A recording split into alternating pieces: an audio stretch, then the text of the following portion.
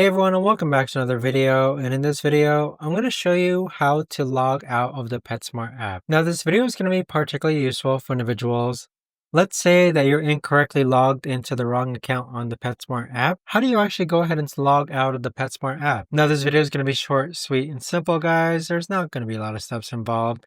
So I recently ran into this issue in which I was logged onto the wrong account on my PetSmart app. So what I did was that I went onto the app, click on account on the bottom right hand corner, then click on my profile.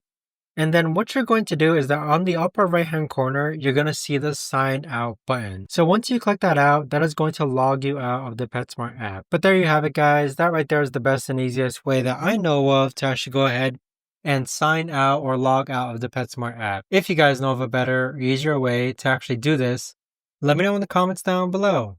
I would love to know. Thanks so much for watching, everyone, and I'll see you guys all in the next video.